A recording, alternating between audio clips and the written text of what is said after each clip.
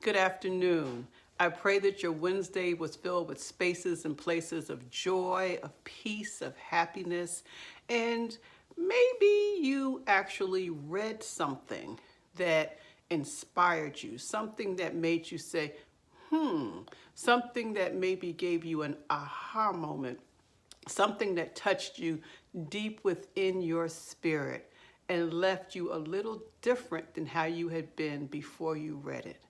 Today we have a lot to cover. We've been talking about toxic relationships, and I've been setting the stage by talking about unhealed childhood trauma and how it manifests. And we have talked about it's manifested in fixing others, the need to want to fix others.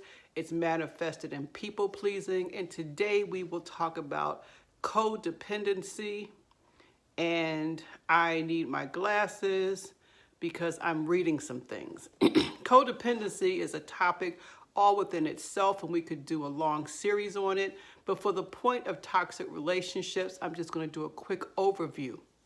A definition of codependency, it's a type of dysfunctional helping relationship where one person supports or enables another person's addiction, poor mental health, immaturity, irresponsibility, or underachievement. In simpler words, it's a dysfunctional relationship where one person in the relationship kind of supports and enables the poor behavior and poor choices of the other partner. The word became kind of fashionable in use with addiction, because typically if you are in relationship with someone who's addicted to something, an active addiction, there is some enabling that goes on. There's some looking the other way. There is some trying to fill in the gaps or make excuses for that person's poor choices, for that person's actions. And so the person who has the addiction is the addict, but the partner is codependent. They are enabling that person to not necessarily seek healing because they are kind of supporting it. They're kind of making excuses for it. And so that's our working definition. And what I want to now focus on is an article that I read and I want to share with you. And it's by, you see her name, Sharon Martin. And it's entitled, What is Codependency?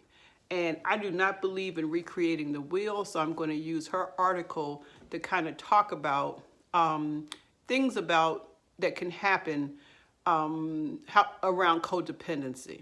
So her first premise is codependency is a response to trauma, which really resonated with me because as I read her article, I really had to really own my previous codependent behavior. And it was kind of almost an aha moment for me in recognizing where that came from. What she states is you probably developed codependent traits starting in your childhood as a way to deal with an abusive, chaotic, dysfunctional, or codependent family. A child in an overwhelming situation, you learn that keeping the peace, taking care of others, denying your own feelings, and trying to control things were ways to survive. Codependency comes as a result of, or can come as a result of, survival techniques that we used in order to survive through our traumatic childhoods. And so it says, even if your childhood was fairly normal, in quotes, you may have experienced generational trauma, meaning your parents or close relatives passed along some of their trauma responses down to you. So our first piece is codependency is a response to trauma. It's our way of trying to stay safe, trying to keep peace. So we learned how to take care of others. We learned how to deny our feelings, and we'll go more into it in this talk. It says codependency feels shameful. And so Brene Brown defines shame as the intense, painful feeling or experience or believing that we are flawed, that we are unworthy, that we don't belong. It talks about children who grew up in dysfunctional families may have learned that early on as a result of their trauma And particularly if kids will feel like it's their fault why that happened to them. And I need you to understand whatever happened to you when you were traumatized, it was not your fault. But still, as a child, you felt shame. You felt like it was your fault. Some of you may have had parents who told you that it was your fault, or called you stupid, or called you worthless, or somehow the other gave you the message that your parents' marital problems or their own relationship problems were your problem. You were the blame for it. And so codependency comes from an inept, deep internalized feeling of shame. The author says shame grows when we can't tell people about our problems. We feel alone and inadequate, as if these struggles are our fault and the direct result of our flaws. One of the things that happens when you're being traumatized is it's usually done in secret, and other people don't really know about it, and that increases the sense of shame. It increases the sense of feeling alone and feeling inadequate and unable to protect yourself.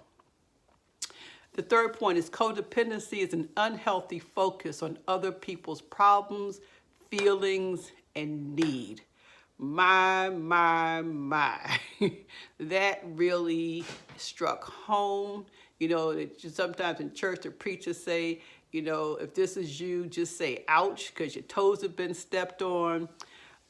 This unhealthy focus on other people's problems, feelings, and needs. Your self-worth and identity are based on this relationship. That's why you are so focused on other people's problems, feelings, and needs. You might ask yourself, who am I and what would I do without my partner, without my spouse, or my children, or my parent? It says this relationship gives you a sense of purpose without which you're not sure who you are. Your whole identity is wrapped up in that relationship. How you define yourself is based on your relationship. Now, I don't mean to, step on anybody's toes, but in past videos, I've asked, what gives you strength? How are you dealing with things? And a lot of people fall into, oh, it's my children. They're the sole purpose of my life. It's my children. And I think that's good to some degree, but we focus on balance. We never want to have an unhealthy focus on other people's problems, feelings, and needs. We never want to be so in tune to the other persons in our lives that we completely forget about ourselves. For one, we're smothering the other person, okay? And number two, we're not practicing great self-care. The number four, codependents are very sensitive to criticism. I can definitely relate to that, because there was a time that if you said just about anything to me, I probably would have felt offended. I probably would have felt my feelings would have been hurt. And it may have never even occurred to me that the way the person was giving me the comment, they did not mean it to be mean. They did not mean it to be overly critical. And so when I found myself in that space, it says we do everything we can to avoid displeasing others. Remember yesterday we talked about people pleasing? We did not want to displease others, because if we displeased them, we were afraid that we would be criticized. We were afraid that our feelings would be hurt. So we bend over backwards to keep other people happy and to divert attention away from ourselves. And this is the part that really resonated with me if you read my book. Sometimes we try to stay small and quiet so we don't draw any attention to ourselves. I frequently reference in my book, in growing up in different households, that I tried to stay as small and quiet as possible. I didn't want any attention because I didn't want people to really notice me, and then possibly I might have to move. In my childhood mind, I did not understand why I lived in different households. So I thought if I could be as good as possible, do everything I'm being asked to do, just stay out the way, don't create any waves, that would make things great. And unfortunately, I took those beliefs into my adult life. And so if someone told me that they didn't particularly care for something that I did or something that I said, it would wound me to the core. And some of you may be like me. I would find myself an hour after the exchange happened, a week after the exchange happened, a month after the exchange happened, reviewing in my mind what was said and how it was said and how much it made me hurt and what could I have done differently. I wasted so much of my life being super sensitive. 12-step programs talking about having tissue paper feelings. You could hurt my feelings so easily. You didn't even have to look for my buttons. They were way out there, you know. And so the last one I'm going to cover is codependents are super responsible. Super responsible. It says codependents are the glue that keeps a family going. We make sure that all the things happen, that the rent gets paid, the kids get to where they need to go, the windows are shut, that the neighbors, the yard is taken care of. We are so responsible. And as children, we may have had to be responsible out of necessity because we may not have had parents who or caregivers who were responsible enough or mature enough or in a place where they could make sure that our needs were met. So we learned to make sure to take care of ourselves. We learned how to make sure that everything was functioning because it gave us a sense of comfort. It gave us a sense of trying to feel secure because anytime things were not predictable, it created a great deal of anxiety because it was in that unpredictability when a lot of us experienced our trauma. But the reality is, again, those coping mechanisms we used growing up that we no longer, that we no longer need now as adults, we still maintain them. And so I can't tell you how many people have responded to me, I've talked to over the years, who are very much codependent. It can give me an exhausting list of all the things, all of the tasks in the family that they've taken over.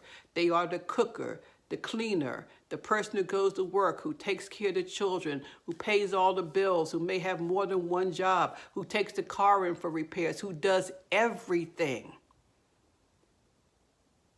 And how many of you know that that's not healthy? It's not balanced, particularly when you're in a relationship. What it creates is you're enabling the immaturity and the irresponsibility of your partner because you're not sharing responsibilities. You're doing everything, and you're probably pissed doing it. You know, and you may be wondering, well, why doesn't he or she step in? Can't they see I'm working real hard? Can't they see? This one person, this client had told me about a time that she was so angry, I think, with her husband, and she was washing clothes and he was watching a sports game in their TV room, and she would purposefully walk by him with loads of clothes and breathe hard and you know, walk real slow, hoping that he would catch it and say, oh, let me help you. Well, you know, he just kept on watching TV because this was a codependent relationship. He was used to her doing everything. She had never asked him or required him to do anything. She continued to enable his lack of participation in the things that need to happen to make a healthy relationship. So there are a couple more things we're going to talk about tomorrow because codependency is a big topic. And let me tell you, it reminded me and gave me cause to be able to say, praise God. I may not be where I want to be on this topic, on this issue, but I am learning, and I am so very glad that I'm learning. But trust and believe I am nowhere near where I used to be.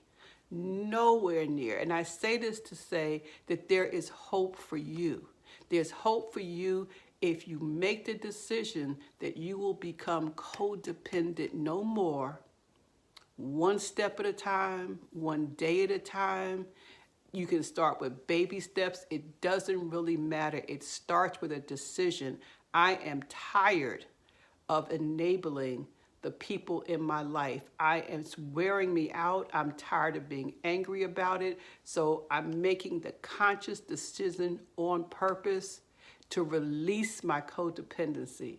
We'll continue this discussion about it tomorrow. Love you all. Bye-bye.